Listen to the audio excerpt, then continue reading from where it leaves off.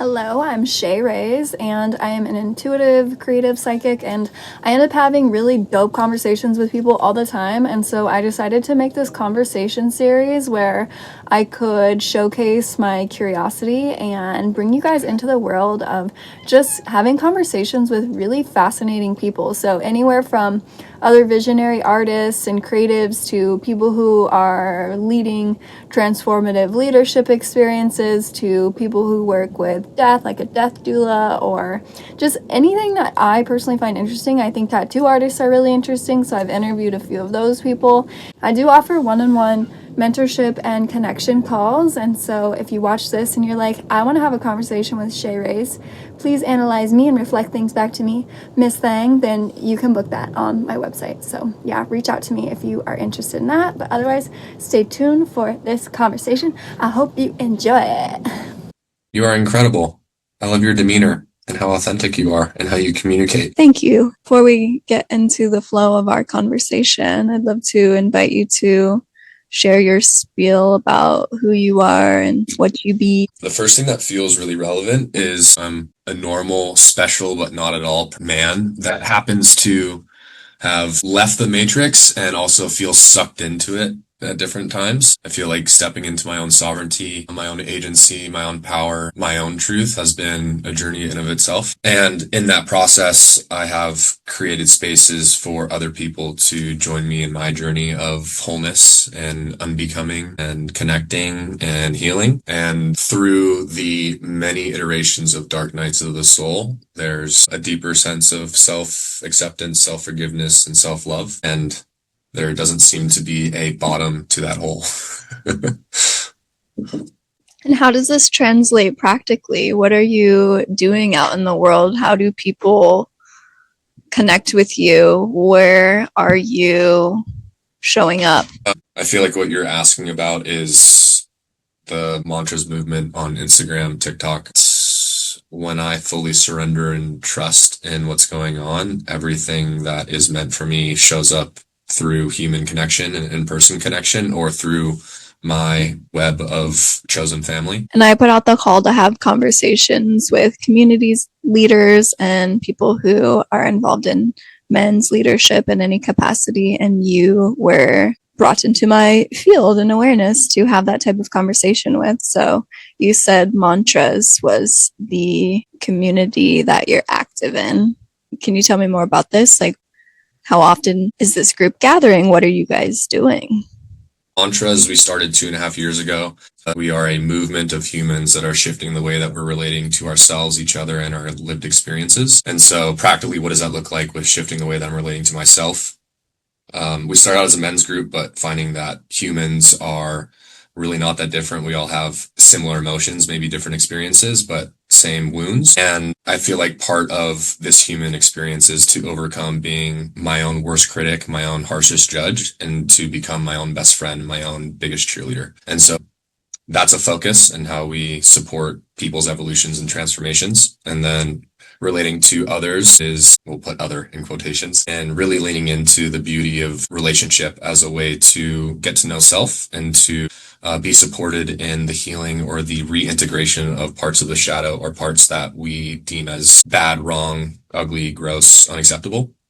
And then shifting the way that we're relating to experiences is really equipping people with the frameworks, the modalities to regulate the nervous system, to shift their internal belief system, to live the life that they dream of and that they're worthy of. Beautiful. Did you have a moment in your life where something snapped for you and all of a sudden it was time to change? Yeah, many. And there's a difference between wanting to change and willing to change. I've hit that, like, I want to change so many times, and then I get, this is what I mean by being sucked back into the matrix or like the unconscious.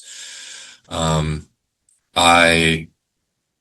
was a star athlete and in high school and college and had moments of brilliance that really put me on the radar for different scouts, whether that be for college or professional, and then ended up just imploding and not being able to sustain my greatness and instead like collapsed under the pressure, the self-imposed pressure that I provided. So that was a big moment and phase in my life that brought me into the depths and questioning reality and what this is all for and the meaning of life. Did you like do something to sabotage the opportunities, or how did that play out?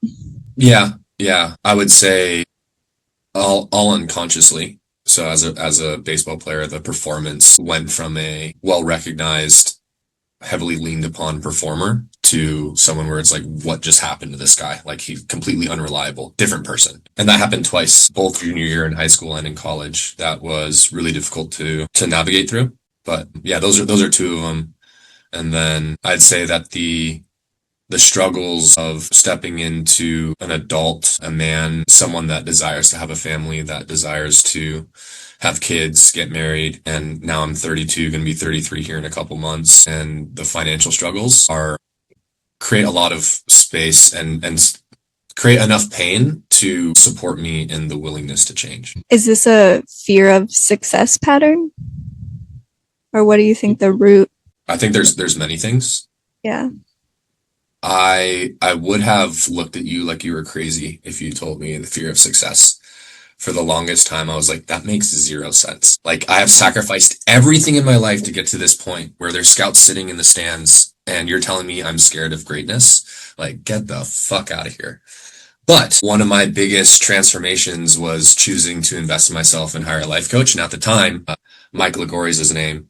He looked at me and was just like, I think he pointed to The Art of War or The War of Art. I can't remember which book it is, but it's one of those where it describes it. And he's like, Ryan, it doesn't need to make sense, but look at your life and tell me that you don't have a fear of greatness. And I went, fuck, that's really hard to swallow. And so there's definitely that, because there's a huge part of me that has always wanted to be accepted and to be seen and to be loved and wanted. And I've catered a lot of the way that I've shown up in order to receive that. This fear of greatness, do you feel like this is something you're still navigating? Similar to my statement about there doesn't seem to be a bottom to this whole of learning self-forgiveness, self-acceptance, and self-love, is that I would say that there's layers of it that I have worked through. And I'm sure that it will resurface as I continue to cycle and spiral upwards and meet it again after me being like, I thought I fixed this already. So with this clairsentience that you described, do you have an awareness of where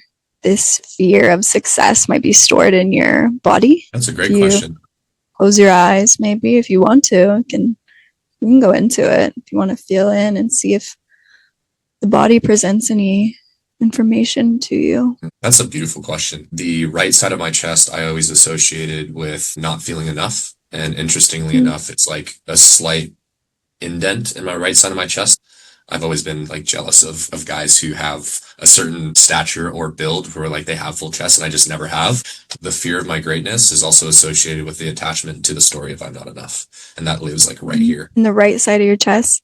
I feel like, I'm not sure if I'm sensing you or if this is just my body, but when I closed my eyes with you, I was feeling this sensation at the right side, but in the back. Yeah. Which would be, just the other side of the coin to that being the spot on the front side of the body. Yeah. And that's interesting because that is oftentimes the area of discomfort that I feel when in seated meditation. It's like that's the part that aches, and that's the part that I really struggle to accept. So, and like you said, the flip side of the coin, I could definitely see. I'll have to sit with that a little bit deeper. I'm learning this practice called focusing, and it's so simple, and it feels really, compared to doing IFS or some of the other modalities that you described, it feels almost like just a scratch of the surface compared to a lot deeper of exploration, but it really works. And so sometimes we just notice, okay, the sensation's here, and then we can create an anchor for it. So if we ask the body, okay, create an anchor, that might be a color, it might be a cartoon image, it might be, who knows what it might be. And just the act of noticing it and creating an anchor for it that resonates, it might be a phrase, symbol. I'm really interested to go into a process dedicated to this, but I've talked about the emotional body map. The psychosomatic connection is one that I'm fascinated by. And for the longest time, I had like the tech head forward lean. And so what that posture looks like is like more like this. What I found was literally everything that I'm going into, I'm engaging head first. And so then I started to open up and allow my heart to engage with that first. But even in doing that, my head was still like forward. And so it's like finding ease with my ears truly stacked over my shoulders and allowing the the proper alignment, but I'm cueing my head to be like pushing into a headrest, and how Yeah. that is connected with the easing of my mid thoracic on the right side behind where we identified not enough. Yeah, that's awesome. That posture awareness. I've noticed for myself that with learning belly dance, just the basic foundations, I'm so much more aware of my foot placement on the ground. And I used to dance on my tippy toes, and then Okay. actually anchoring my heel into the ground makes a big difference. And I've learned that many people who experience neurodivergence who may be listening to this conversation can bring awareness to this, that there's a tendency to walk on the front part of the feet. And when we bring our awareness to anchoring in a more flat foot, it grounds us down. And so that's been really, really cool. I've noticed a lot of shifts in my whole beingness, even through just those Okay. basic foundational practices. And that's the feminine side. Very cool. I love it. I love the awareness. Also the overlap. The voice messages that we were sending back and forth on Instagram, I'm like, oh, I cannot wait for this. And it just continues to get better. So I love that. I have some friends that were diagnosed autistic, and they referred to them as stims in different ways of providing ease to the nervous system. And standing on the side of the foot or on the tippy toes was a big one. And I was like, dude, I do that. And my friend was like, yeah, Ryan, you have a lot of tisms. I noticed that from you from the get-go. But that's really interesting, like the allowing the heel, the Achilles to relax, like the calf to relax, and to like have a more firm grounding and connection to the earth. That makes complete sense. That's really cool that you have that. That's been part of your journey. Yeah, and I also learned something cool from one of the massage therapists here in the community in Seattle that really blew my mind. And it was how the fascia and the connective tissue directly correlate to the mental patterns. And so when we create these new movement patterns in the body and we do strength training, potentially more than flexibility training, I feel like a lot of neurodivergent people are hypermobile. And so there's so much flexibility in the limbs and the joints. And so they lean into these yogic practices because they come more naturally. But what would actually benefit them would be strength training. And when the body becomes more fortified and solid, it sharpens the mind. And so it can ease some of the discomfort that the system feels. So the mind body connection is just so linked. And I love that the way science and awareness and social media and people are able to share information with each other, this helps expand it. So I've been in this phase of paying more attention to that, taking different supplements that directly nourish the connective tissues, and it's been really expansive for me. Very cool. Yeah, I went down a deep rabbit hole on fascia recently. And it is interesting, the emotional component and the emotional storage that the fascia is linked to.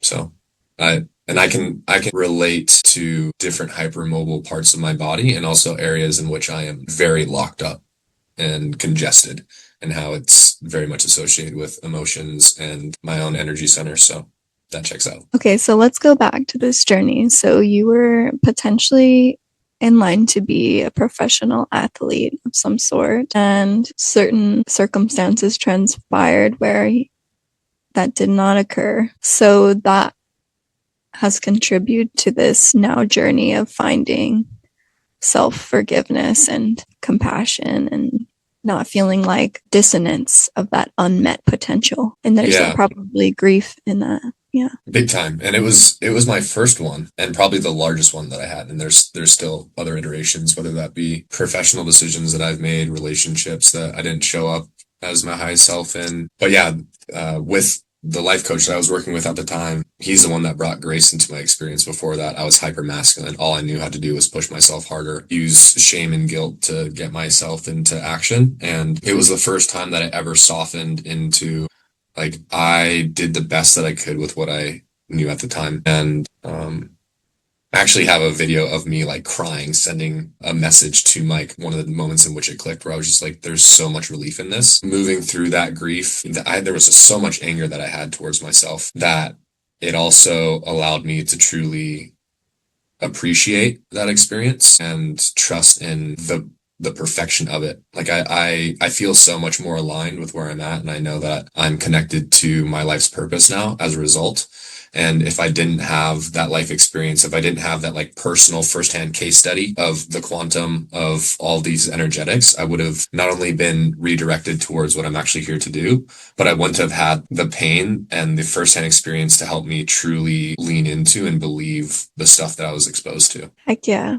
And so it feels like you finding that support and that life coach that you had made such a profound shift in your state of being, and that fueled you to then begin offering that for other people. Yeah, timeline's a little bit wonky, but I mean, it was the first time I ever invested into myself to that degree, multiple thousands of dollars a month. And similar to what you were describing earlier of catalyzing a change, I just got to a point where I was like, I can't fucking do this anymore, and I'm going to take my own life if this doesn't work out. Like, I will try anything. And he was the angel that I connected with and then reconnected with, where I was like, this is it. This is definitely something I'm willing to take a risk on, because yeah, what I'm doing is not working, and I'm not going to tolerate it anymore. Well, I'm really grateful you did that. Same. Yeah, and that you're comfortable sharing these vulnerable experiences that you've had openly. I feel like that makes such a huge opening and permission for other people who might feel alone in these experiences to see that reflection. So yeah, I appreciate that. And that also ties into what we're doing with mantras. It's interesting because I don't really feel vulnerable in that. That feels like I'm desensitized to it. And part of that's because of how many men and women I've connected with that I'm like, this is just part of the human experience. This is actually part of my mission. Part of what I desire to change in the world is to normalize the ideation or thought of suicide. It's so normal and it's so understandable. And also, if it's not fully embraced, it only perpetuates the guilt and the shame spiral. But also, if I'm not willing to look at myself in the mirror and say, why do I not want to die? How am I ever supposed to figure out like why I want to live? And like truly going to the depths and the dark night of the soul and leaning into that amount of discomfort is, I think, an absolute blessing. And right now it's like demonized, like there's something wrong with you if that comes up. But what I've found and what we're seeing within the group is like, man, let's allow these people to hit rock bottom super hard to where they bounce, instead of trying to like soften the blow and then they get comfortable in their misery. So wow, that's really potent. It is. There's a lot of intensity, I would imagine, in these spaces with all this masculine energy, and a lot of times people are sharing these vulnerabilities for the first time, right, in these spaces, and coming to it from this place of despair. And if this doesn't work and help me shift, why am I even here? Why am I even alive? What's the point? What is the point of life? Yeah. Well, that's a near-death experience psychologically, and other near-death experiences are also known to instill great transformation and spiritual awakening in people. And so I think in the circles that I run in, it is a common story to hear, hey, I was suicidal and then I tried psychedelics and my perception changed on everything, or I did this, or I did this, or I went to therapy, or whatever it was. And so, yeah, it's interesting to see the different threads on how people get aligned with their path and being in service to a collective and providing that sense of meaning that gives the will to live. Yeah. Yeah, super powerful and super important. Do you feel a sense of destiny? I feel like in order to answer that fully, I need to clarify what destiny means. The way that I'm interpreting this is like it's written and it's bound to happen regardless. Is that kind of what you mean by destiny? It's a great question. Destiny feels like some things occur by divine design. So having this sense of, I chose these experiences so that I could help other people navigate through them, sometimes gives people a sense of ease in life of, this was destined. I chose this blueprinted path so that I could alchemize and overcome these struggles. It's the hero's journey, essentially. Under that pretense, then yes. And also, it's not just around baseball. It's like, I've chosen everything. Yeah, there's a co-creation that I believe in, and that relationship with reality is continuing to evolve into a more harmonious, loving relationship instead of one of tension and resentment. And as a result, yeah, I believe that not only have I chosen everything, but I've also created all the circumstances in my life. Do you still play baseball? No, Never? no. I went and participated in a couple slow pitch games that friends invited me to, and I was just like, this isn't it. It didn't scratch the itch. And also, it was really interesting to have those dark nights of the soul and that amount of suffering. And then to also step away from that identity and that path and be like, I don't watch baseball anymore. I'm not a fan of it. I didn't watch it when I was playing. And so I'm like, wow, this really was just an identity and something that I was able to feel important and enough through. And also like my conditional plan, we'll call it my conditions that I was setting up in my life to create what I actually wanted to. And I was like, I'm going to get it all through baseball. So there was such an attachment there, but it's not like baseball's a true passion. I think it was just something that I was immaturely and unconsciously had an energetic cord that I was unwilling to release. So interesting. And you have this physical capability. And so identity was formed around it in your earlier developmental years. That's a lot to. Yeah, well, I also had my hero's journey in baseball. So like there was I'm not like naturally talented. Hockey was my first sport. When I ran, I used to run like this. And like I just wasn't an efficient mover. And there was a lot of training and reps that I went into in order to develop quick, light feet and efficiency of movement. I got myself to a point where I was pretty tooled out. And I'm not sure that you can train arm strength to a certain degree, but it was something that I had accomplishments in, and then I was known for, and then I was able to be fully seen and acknowledged in. You're like bringing a lot to my awareness right now. These are things that I've thought about to ad nauseum, and you're asking questions where I'm like, I'm making connections. So I appreciate that. Okay, good. I like that. So you got a lot of validation from this hard work you put in and the skill you were able to cultivate. Do you feel like there's anything in your life today that also provides you with a sense of validation? I mean, I definitely get a decent amount from mantras in the community, but I also think that part of my evolution has been it not being a focus and something that I allow and receive fully instead of dismiss, deflect, and then for some reason like yearn for deeper than anything. So I've been through the classic male trajectory as an athlete where women's attention and consent and attraction was like a huge source of my worth, my enoughness, and as you said, the attention or acknowledgement. And as I've been brought back into a deeper reverence with sacred sexuality, there's a lot less of a focus on it. And also because I'm giving myself that more frequently. I receive a good amount from mantras. And when it comes, I do my best to like fully bask in it. Yeah. If there's some version of you out there in the future who just feels like, oh my gosh, I am so freaking grateful that this is my life. Do you have a sense of what that would look like? Is there anything you're really striving for? A lot. I can either go to my notes that I have of like my board of things that I feel very connected to and passionate about in life and things that I want to experience, or I can just riff off the top, but you decide. I have a resource for a reason. I might have to take my phone off of airplane mode though for this. So the question was, there's a future version of myself that is just like so lit up and grateful about life. What would that version of me be experiencing, essentially? Yeah. I'm actually going to start just from like what comes up and what I feel. I'd say the chapter in my life that I'm most excited for is to have a family. Kids. Always have felt connected to the vision of 2 kids, of my own biological kids, and adopting one. Let's switch in to supportive language.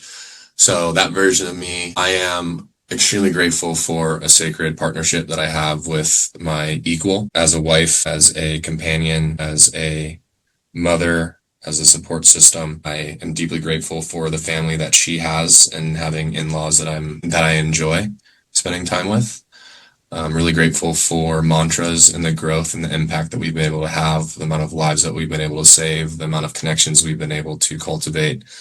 the amount of people that we've been able to invite and keep in their inner world. I'm really enjoying the balance of work and life and how there is not separation. There's not different like modes that I switch into, but how it's all in one, and how there's a nice balance between off-grid living, disconnected from the city and nature, where I'm able to seek solitude and really connect with myself, the creator, my family, chosen loved ones, and then also split time in the city where I have a really strong community. I feel nourished by the hobbies that I have of fly fishing and hunting. It's helping me with a deeper connection to the food that I consume, and just a presence that I'm able to embody and experience. There's a big passion in regenerative agriculture and shifting the way that I and humans relate to our food system, the nourishment that we receive, and the way in which we steward, or the other term is husbandry, the way that we nurture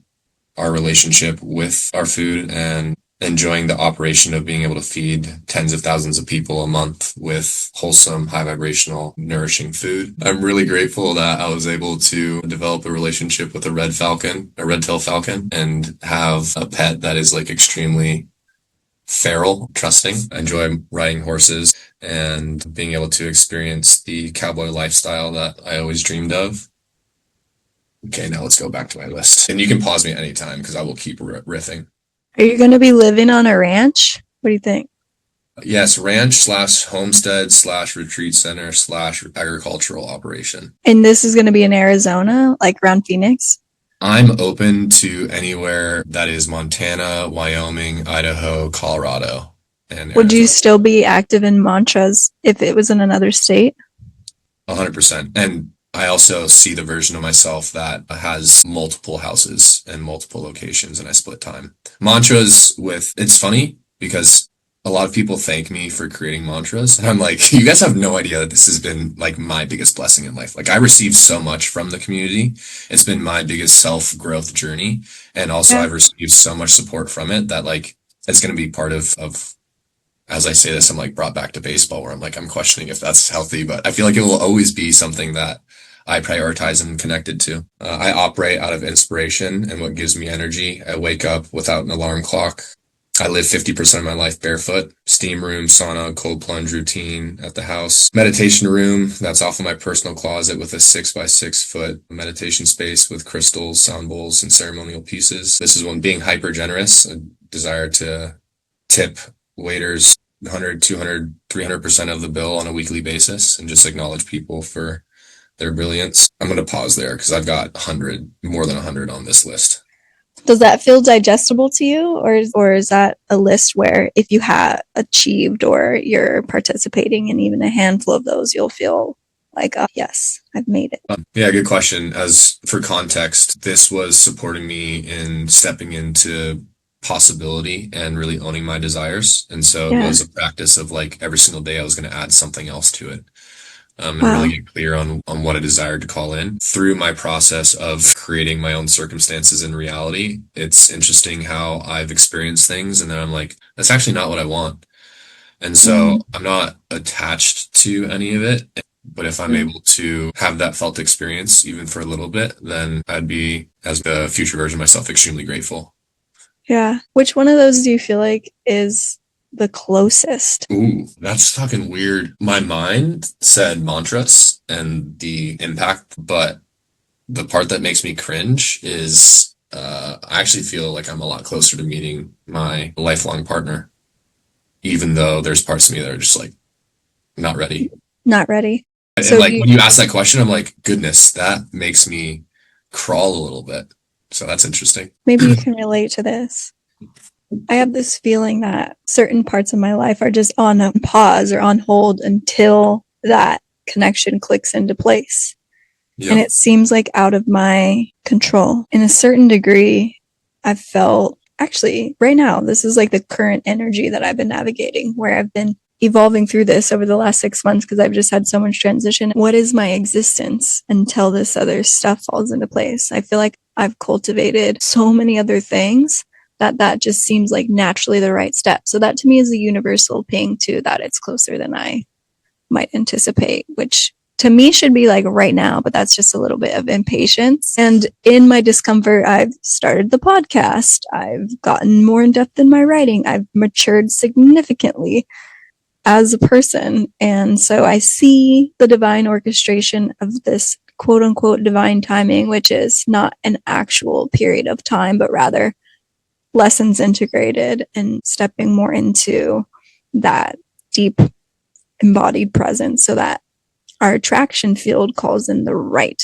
person in resonance. So sometimes when we prematurely connect and cling on to that person for dear life indefinitely, even when the signs are there that the contract is ended or the chapter has completed, we end up feeling really uncomfortable or dissatisfied in life. So I'm allowing it to forge me, the discomfort, but it's still there. It's this very interesting, like, part of adulthood, maybe.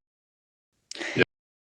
Society where there's just so many people are a lot more clear on the life that they desire to live and who they want to share that with and what the path looks like. And so the pool is much smaller than if we were just people who thought, oh yeah, I'm just going to have this job and watch TV every night and cook some food and the kids will go play baseball.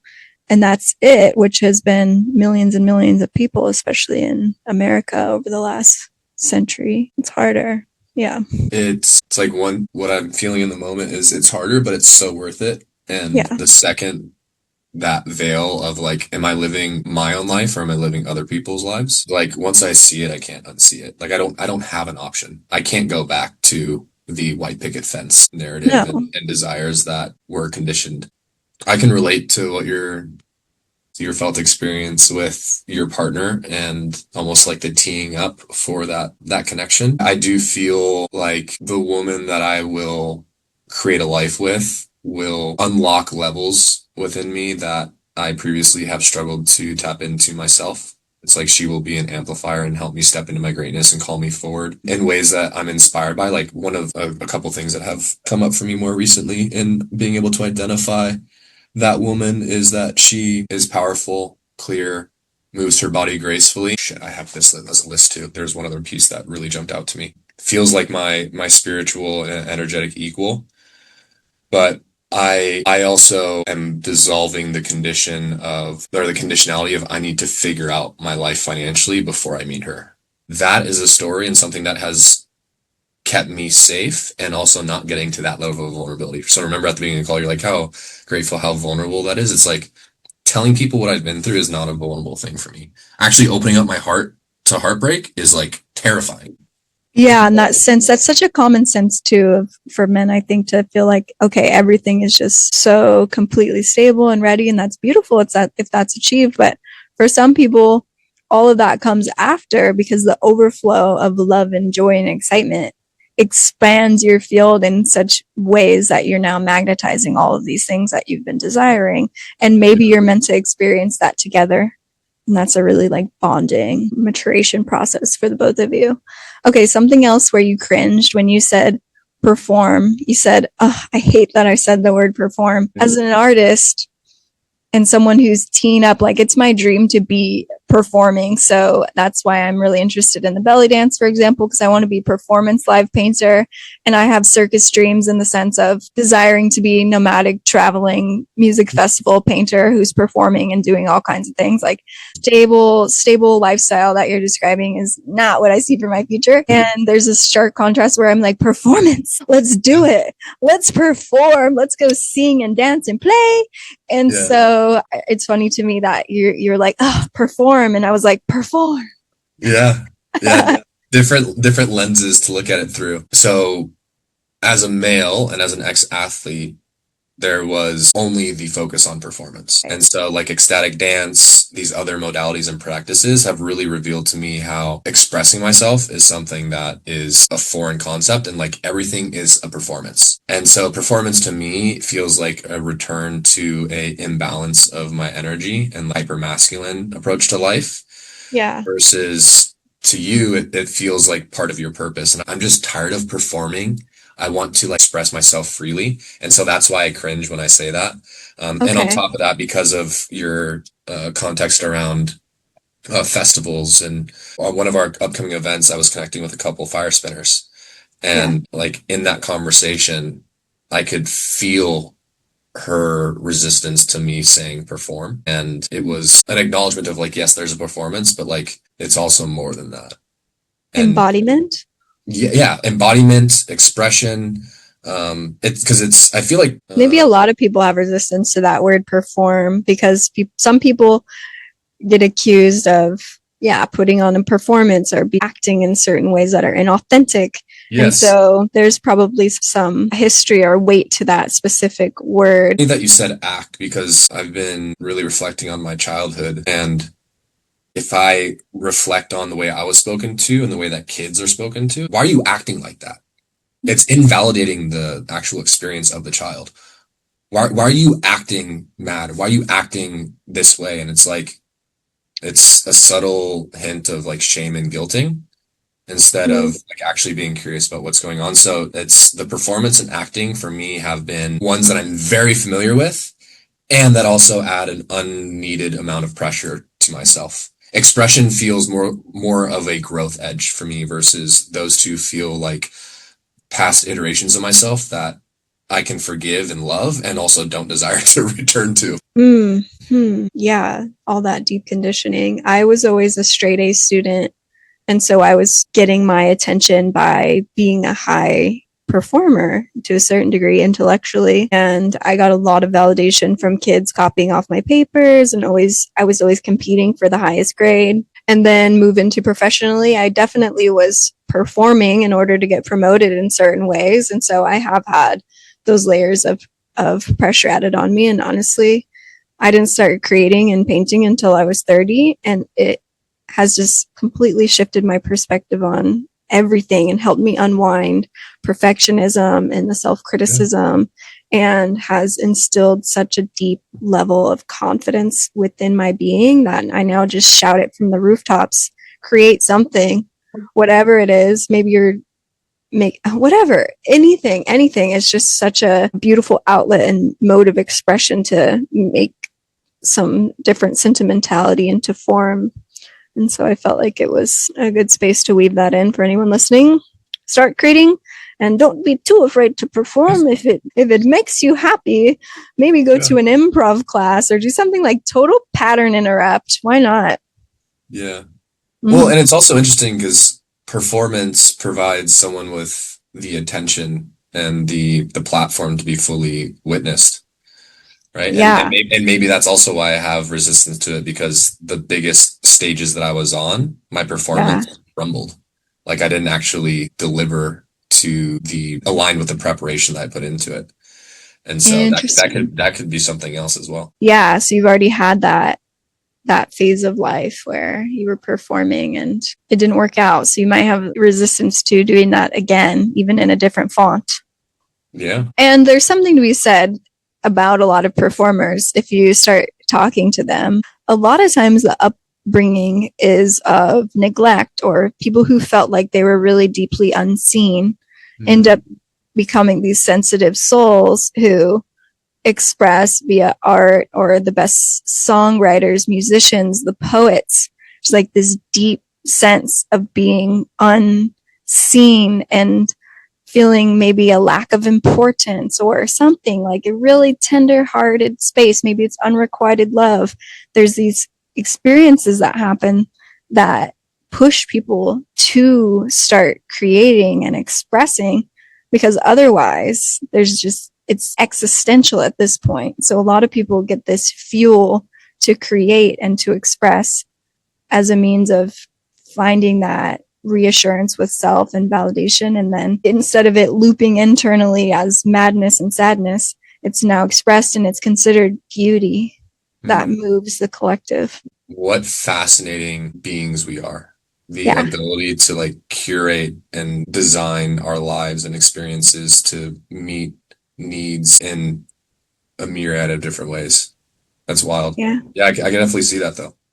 Yeah, because I, for example, was super neglected as a child, very neglected. So I was taking care of myself. Nobody was parenting me. Nobody was paying attention to what I was doing. And so at school, I was able to get the attention that I was seeking by being a top performer in class, so the teacher's pet. And that definitely, I think, fueled now this deep desire to go on the stage, to be witnessed, to allow my creations to be seen and explored. It's like this yearning to feel important. Yeah. Well, I wonder whether it's like Maslow's hierarchy of needs or Tony Robbins' framework, or I wonder what that deep human desire would be. Is it to be accepted? Is it to be witnessed? Is it to be loved? What do you think that boils down to for you? Probably all of it. To be accepted. Do I feel more accepted because I am able to create beauty? Yeah. Do I feel more loved because of it? Not necessarily, no. I'll be sitting with all these ponderances longer. I'm not sure. By the way, I love your art. Like the depth and the intricacy of it adds a level of depth and like a stimulation where I'm like, this is so cool. So I want to shout you out for that, but also I'm like, okay, sitting as an observer and someone that's really enjoying connecting with you, I go, the way that you have stepped into art is like, this is an extension of you. And so the appreciation and the attention or the acknowledgement of your art is like, it is a part of you. Then attention was, as you said, like you were neglected as a child. To have undivided attention or focus is like called a love language for ease of wording. Yeah, okay, that actually clarifies things for me. So I do feel that it is an extension of my soul and my expression. And so when I'm witnessing it and people receive it and they're like, wow, that's really cool, it definitely helps the parts of me, for example, attentiveness to detail, this exploration of color, these parts that love animals. It allows me to feel like I'm being witnessed in my passions and my skill set and my beingness, because some people who are literate in looking at art and then psychologically examining what the creator might be experiencing have been able to offer some really spot on reflections about me that make me feel seen, and validated. It's like, oh wow, you looked at something I painted and you knew this about me. I'm very impressed about this. So it is absolutely allowing these parts of me that felt like, well, what about me? Like, aren't I amazing in this? And what about this? And what about this? And so now it's like, bam, here's what I painted. You like that? Yeah. And for the most part, people like it. Like, I don't really get that many people who say they don't like it. Even when I was just doing scribbles on a piece of paper, people were like, yay, because people love seeing other people express regardless of what that looks like, because there's this element of joy in the creation process speaks to every single human, even if we don't necessarily like the end product. That means probably we don't resonate with that person. And so it has allowed me to attract in more aligned opportunities and people because they're getting a visual cue or representation. And if they're drawn to it, then that speaks about what our connection might be like. Yeah. Beautiful. Yeah. I'm really glad that you're having that experience, and even just like bringing this back to performance. It's like you are painting because you desire to paint. Yeah. Different from when you were a teacher's pet or performing to get good grades to get the attention that you were yearning for. It's like, you said it. It's like, I'm appreciated for my beingness, not for what I'm doing. And like, that's such a deeper nourishing or level of nourishment for the soul. I feel like to be accepted and loved just as I am, not that I have to do something for someone else. And for me, performance athletically was I'm performing to impress a scout. There was a neglecting of myself in that process. Like, did I love baseball and did I want to perform? Yes, but my focus wasn't on me. It was on them. And I wonder how many people step in to perform. And I know that some performers love the spotlight, but I also wonder how many people perform for other people. Right. Many, I'm sure. That's because this is like the nature of being human and wanting to feel socially important or accepted. I feel like, being witnessed and celebrated for who I am, but also what I'm doing. So I don't think that part of me just has dissolved, that part of my ego that's like, yeah, I did this. I know, right? Isn't that impressive? And also as a kid, I didn't try hard at all. So everything I was doing that I was getting praised for was just so completely natural to me. I didn't study at all. It was just like, oh yeah, teacher said this, here's the answer. And so it wasn't as intensive as what you're describing. where you would have to train and put really focused effort into doing this thing. Now I feel like with art and dance, for example, I'm needing to put really focused effort, and the fact that I'm not necessarily getting it is causing me some pain. It's definitely a journey in self-confidence and this feeling of like, I want to be even more deeply connected to my body. That's like my true intention. Aside from it being a cool performance, my deepest desire is having that connection to my physical vessel where I'm able to move in these ways that I'm like so impressed by what I'm doing. Yeah. Because I've never had that. I've never been athletic.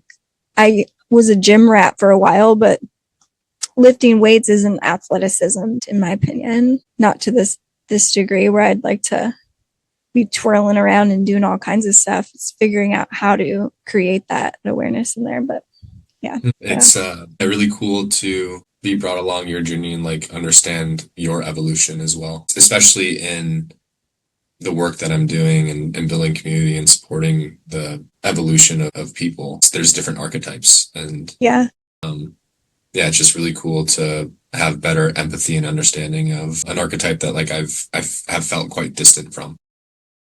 Really yeah. You mean the like creative archetype, or? Yeah, but also as a child, right? Like my experience was quite different, and that's actually what brought up a lot of frustration for me. Is I was born in a safe, loving, privileged household. I got all the attention. I never went without. If there was ever something I wanted, I got it. Yeah. And I'm like, then I hear of other people who they went into foreclosure when they were 4 years old and they didn't have new clothes and they struggled to have meals. And I'm like, and they're figuring life out. Like I had a head start and I still can't. I'm like, what's going on?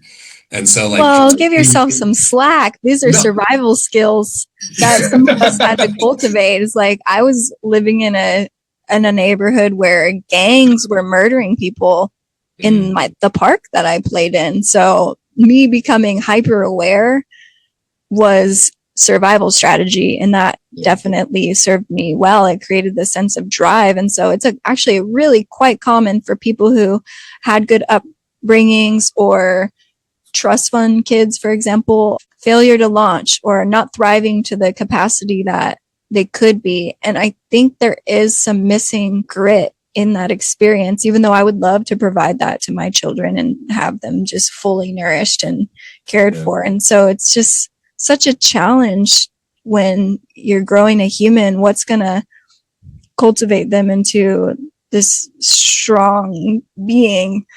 And parents don't really know. They're doing the best that they can.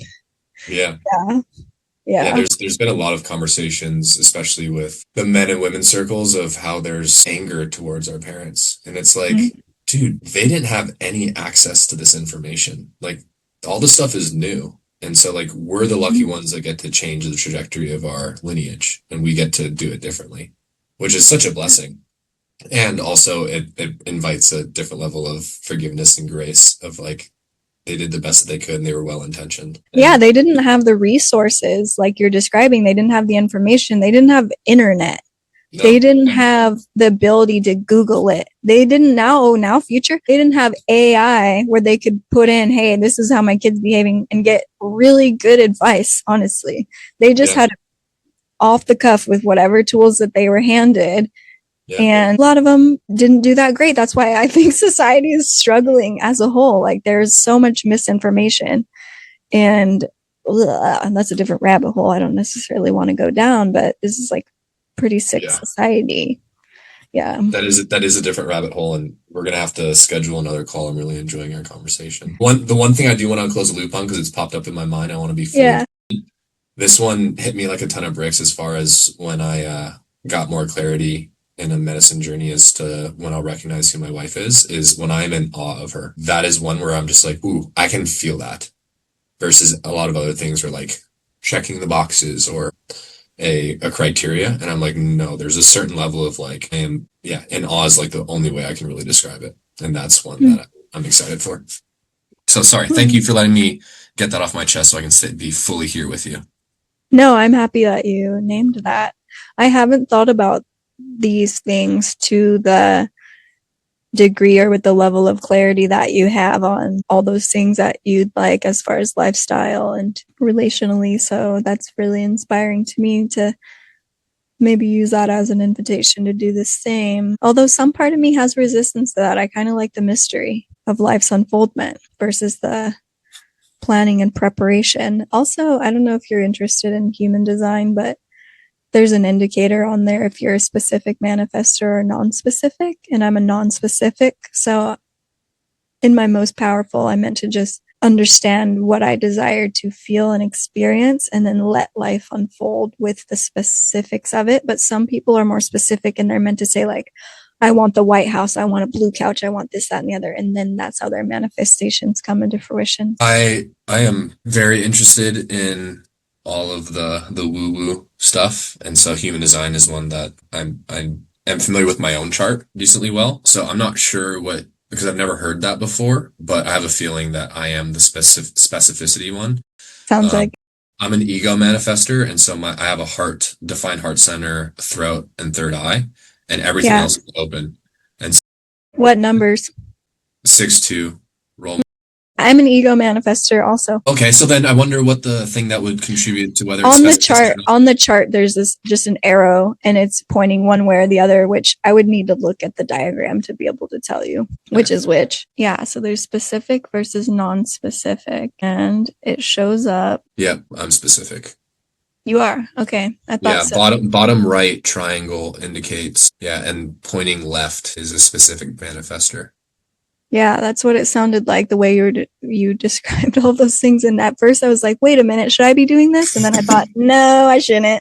Well, and it's also, I think just part of how I've naturally evolved and operated. I think part of my suffering and struggle with performing was like there was so much focus on the future that being present was actually very difficult. And so there's been a crazy amount of time spent focusing and dreaming about the future that this stuff has flown through me and has been a lifetime's worth of dreams and visions. This was an interesting chat. I didn't know what direction this was going to head in. And I actually, so for most of my chats, aside from this one and another one I had this week, I prepared this list of questions. And for today's, I was like, nope, I've prepared no questions. I'm just going to see how it flows. And that was the right approach. Yeah. Yeah, I must have intuited that in some way. Did anything about our conversation today surprise you? The way that we opened up with the vocal toning was surprising, to have that deep level of connection and almost like a feedback loop of where I'm currently radiant or like strong and filled up in my energy centers versus where some of them feel depleted or unstable. So that was interesting. Something that surprised me. Celebrate. Awesome. Well, I so appreciate your time and all the things that you shared. I feel like this is a valuable conversation for anybody listening in. And for me, I got a lot out of it too. Appreciate your sharing your journey and your perspectives, and for even saying yes and being interested in having this conversation with me. Yeah, it was an honor. It was great connecting with you. I'm looking forward to whenever our paths cross in person. Yeah, and I'm looking forward to your podcast someday too.